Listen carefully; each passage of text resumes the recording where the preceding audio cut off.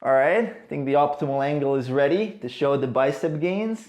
See guys, as a natural lifter, this is the fastest way you're going to look like you lift. This is how you get all the validation from social media without even going to the gym. I mean, just master the art of angles and then get all those nice dopamine hits, all that nice instant gratification. You don't even have to work for it. Now, topic of this video, something I want to talk about is what foods to eat when cutting, when you're on a fat loss diet. And this is one of those evergreen questions, one of the most frequently asked questions, if not the most frequently asked question. And what kind of inspired me to address this issue right now was actually that recently I posted a video displaying my breakfast. I did a vlog and I just showed my breakfast. I'm gonna link in the description below. And it was very simple, right? Very simple meal. One protein source, one carb source, a little bit of legumes, a little bit of vegetables, one piece of fruit, and a little bit of peanut butter, right? It was very, very simple. But the comments in that video were that the meal is too bland. It's not inspiring, it's not tasty, I can't do this, and things like that. And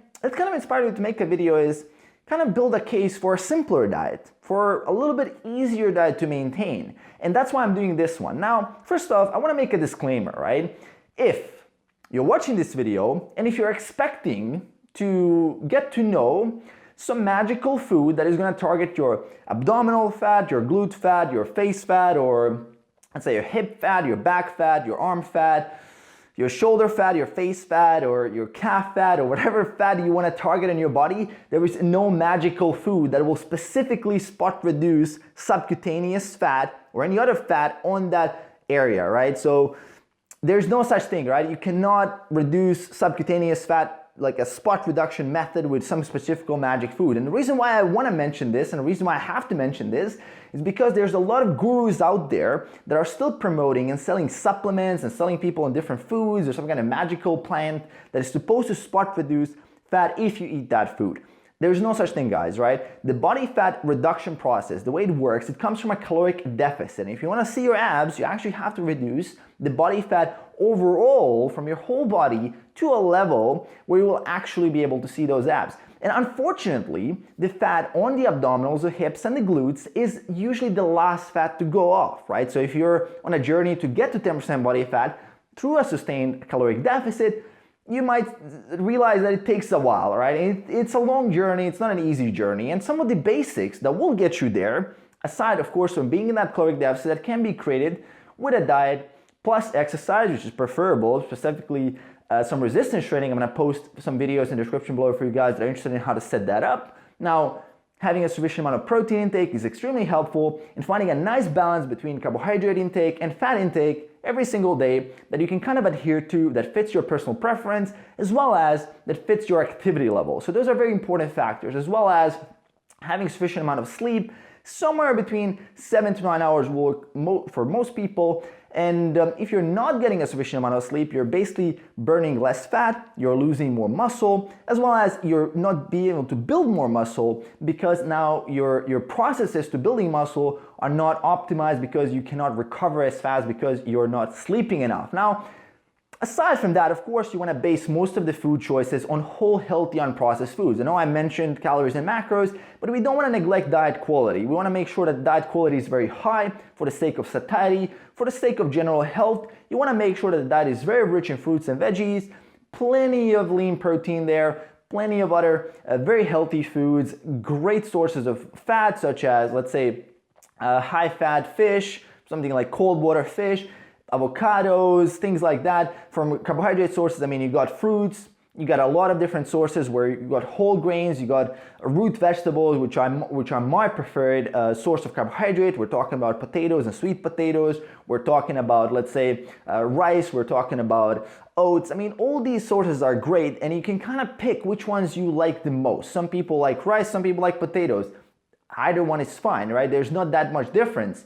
And that's something you want to pick by personal preference. Similarly with protein, some people like to eat a lot of fish. I mean, I'm one of those people, and I like to also eat a lot of cheese. Some days I just go and eat cheese for all my protein and a little bit of eggs. I won't even go for some fish. And some days I'm gonna eat a little bit of meat, right? It is completely up to a person to decide which foods fit your macros and your calories, and also your preference, because tastes are different. We cannot judge different tastes. Now, Speaking of that, let's go back and what is my case for a simpler diet? Well, number one point that I want to make here, and something that I think a lot of people will confuse, is simple does not mean restrictive and rigid. When we talk about restrictive dieting, we know that restrictive dieting isn't backed up by a great deal of science. We actually have a decent amount of studies showing that restrictive dieting isn't a good idea if you're looking for long-term weight loss, long-term weight maintenance, and being in great shape. By restricted dieting, I mean, let's say cutting out a whole food group, let's say overly restricting yourself, cutting out all the carbs or cutting out all the fats. I mean, people will definitely fall into these kind of diets, but overall, they haven't been shown to be the most efficient ones. And when we talk about clean eating specifically, there's some research on bodybuilders back from the beginning of 90s when they were actually studying them to see their deficiencies, and they were actually deficient in a lot of micronutrients because they were, at the same time, a lot of them were dieting, and also at the same time, they were eating overly restrictive. They were clean and they were eating basically chicken, broccoli, and rice all day. There's not enough variety of micronutrients there to cover all of their needs. Now, moving on, I mean, restricted dieting itself, just from a psychological standpoint, if you're, let's say, if I tell you, hey, you're not allowed to eat pizza, and you go out with your friends, everybody's eating pizza around you, what is that going to create? That is going to create an enormous amount of stress. If I tell you can't eat ice cream and everybody's ordering ice cream for dessert, just simple fact from that scarcity value, the fact that something is in less supply, it's gonna have more value in your mind, right? So that food is gonna be more valuable all of a sudden because you can't have it, right? We want what is forbidden. So it's not a good idea to be overly restrictive, but at the same time, there's a pendulum that was swung in the different direction, which is having too much flexibility, meaning that you have 150 billion different foods in a week. I'm over exaggerating here, but let's say hundreds of different foods in a week, which makes your life living hell because you cannot stay on track anymore. What the hell am I supposed to eat today? You have to make decisions for every little calorie that you have, which is extremely stressful and hard to manage. So there's a case for having a structured, flexible diet. Structured meaning that you kind of keep it simple, you have enough variety of foods day to day, but you also have that flexibility that when you eat out, you can include some of those calories and you can include some of those macros and you can kind of fit into your diet. Now, having that structured, flexible diet takes a while to find the balance, and there's kind of a continuum between too much flexibility and too much rigidity, and you want to find a balance point where it works for you. For me personally, it works that I have 90% of my food, 90% of the time, from very simple sources that I have a kind of a grocery list, and I have a list of foods that I can simply order from the grocery store and get it delivered. I don't have to think about it, right? And those simple foods, I also know how to prepare, and they don't take that much of time. So that's kind of how I do it, and my 10% flexibility comes out from, let's say, I'm gonna go out eat, I'm gonna go and have, let's say, some kind of dessert sometime, it's gonna happen, let's say, 3 to 4 times a week, but it's not gonna be a day-to-day thing. I'm gonna have my default day, which I'm gonna kind of stick to and have a structure that allows me to focus on other stuff. Now, moving on, and something I wanna mention here is that blender diet for cutting, and this is very important to point out, is that you will be fuller on a more blender diet. A diet made out of hyper-palatable, highly processed foods is generally not as filling for the same amount of calories because number one, you don't have enough food volume. Number two, you're actually stimulating yourself a lot with foods that are really hard to control yourself with. So you have to spend an enormous amount of calories to get full, and number two, you're having so much food variety that you don't let that sensory specific satiety kick in. Sensory specific satiety meaning that if you eat one specific food, you're more likely to get full in that food than if you have 3-4 different foods. And this has been well studied. I mean, this is called the so-called buffet effect. There's a lot of studies on the food variety, and we know that more variety usually leads to more eating, and it's a lot harder to get full when you have a ton of different foods. We know that even if you go to an all-you-can-eat sushi place, you still have room for dessert. Even though you're completely stuffed, there's somehow more room for getting that dessert. Now, moving on to tracking, a very important point with a simpler diet is that it's a lot easier to track. You can almost eyeball most of the stuff that you're eating. You don't even have to use a scale most of the time.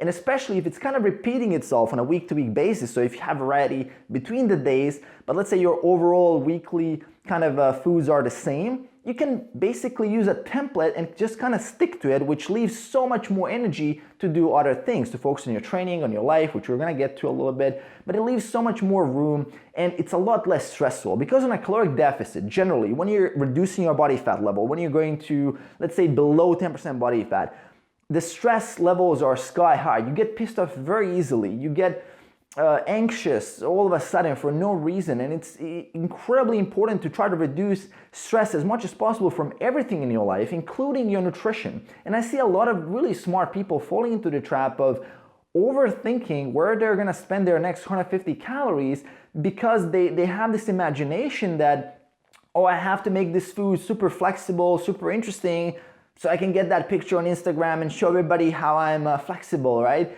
It doesn't have to be, right? Who are you trying to impress? Make your life easier. Make it workable for you. Make it sustainable. That's the most important factor. How you can stay in that calorie deficit the easiest, right? What's the fastest way you're gonna get there? That's how you wanna look at it from a standpoint of efficiency. And speaking of that, there's that continuum which you really wanna find your balance point. I wanna get back to that. I mean, you guys wanna find your balance point between flexibility and kind of being that rigidity and that restriction, but find a balance point, right? Don't go in either one direction and you will be definitely more closer and much easier to get your goal. Now, moving on, we're talking a bit about eating out, and basically what a simpler diet allows you is to kind of make gains outside of the gym, right? It's not just about the gains inside of the gym. And if you're super focused on nutrition and if you're just thinking about food, where does that leave room for the rest of your life, right? We're talking about personal development. We're talking about, let's say, going out and socializing. We're talking about building a business or working or becoming a master at your craft. I mean, if you're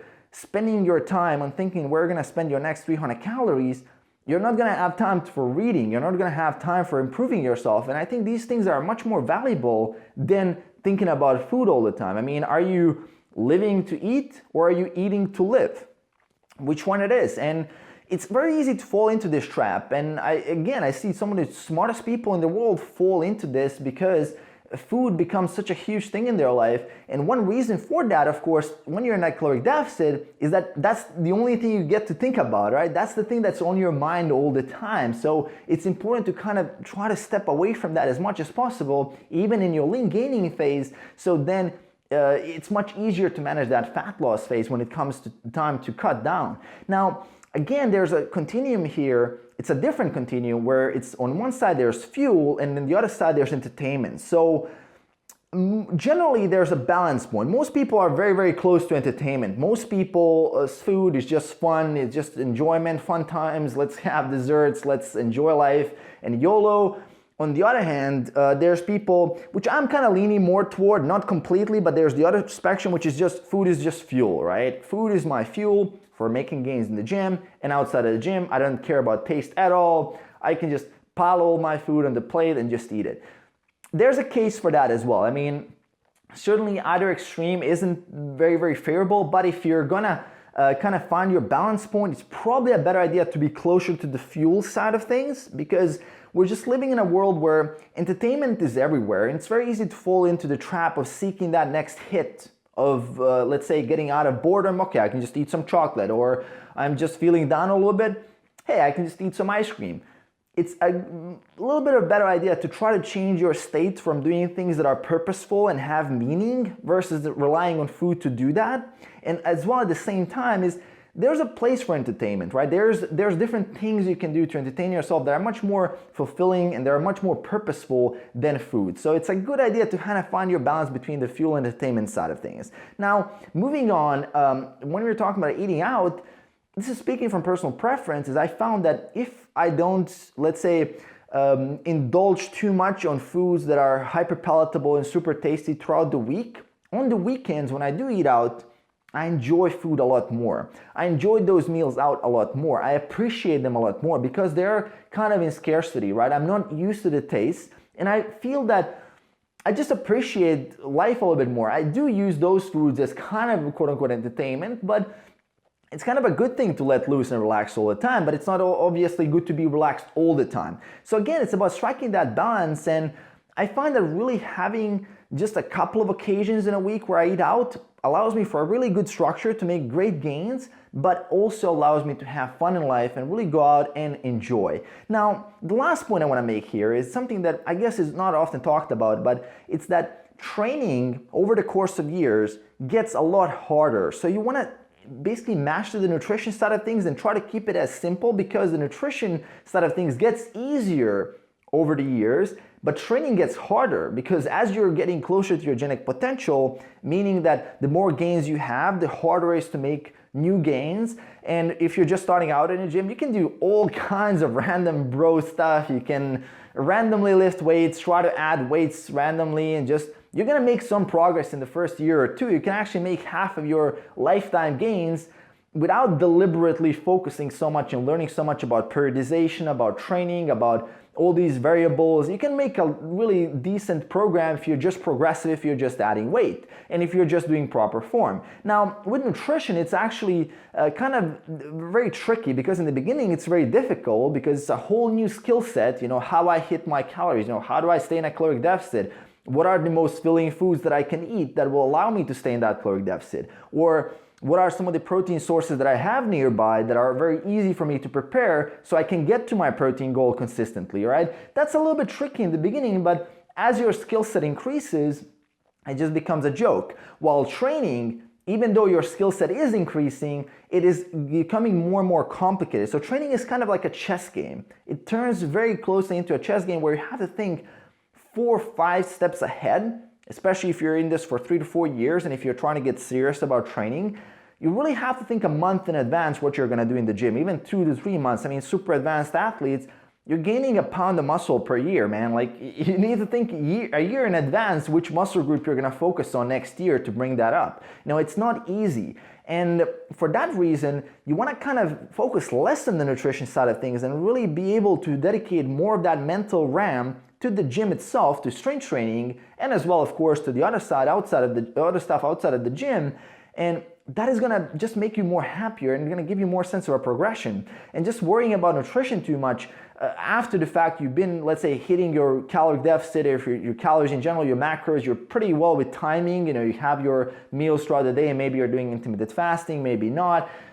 You have that dial in, right? There's really no reason to overcomplicate that if, again, the strength side of things is suffering, because that's where you're going to make most of your gains at the end of the day if you're kind of stuck in a plateau, which most people are after a few years of training. So that's something I wanted to share with you guys. I know it's a little bit more in depth. It's a little bit of a longer video, and something that I really wanted to put out there that's going to help a lot of you guys deal with that. Again, there's no magical food, right? There's no magical food combination. There is a nice food combination for you that you need to figure out for yourself, which will allow you to stay fuller while you're in a caloric deficit. It can be a lot of veggies, a lot of fruits. I mean, that's kind of my preferred way, and a lot of protein. But there's different people out there that are responding to different diets. Maybe you want to go keto, maybe you want to go low carb. You want to try different things out. Generally, you want to start off with a balanced approach and then see where it takes you, right? See where it takes you. Does it give you a little bit more carb cravings? Do you crave a little bit more fattier foods? Try it out, right, and see how it works for you. But generally, if you're sticking to your calories and to your macros, meaning sufficient amount of protein and that caloric deficit, you will be getting your result. That is all for this video. Hope you guys enjoyed. Hope it wasn't too long for you guys. I talked a lot. I know I made this video much longer than I actually expected it to be, but I really wanted to put out a lot of information out there, a lot of studies as well for you to check out, dig in if you're interested in that. And something I want to know for you guys is, on the scale, on the continuum of flexibility and rigidity, where are you? Are you more toward the flexible side or more rigid side, or somewhere in between? Do you like to have that structured flexibility, as I said? And on the side of, let's say, fuel, entertainment, where are you leaning more toward? Do you really care more about entertaining yourself with food and really having it super tasty versus just having it as fuel? Or are you kind of in between? Just let me know in the comments below. Share with us in the community. And I hope you enjoyed this video. As I said, make sure that subscribe button below to support the channel if you haven't already. And I will see you in the next video. Peace.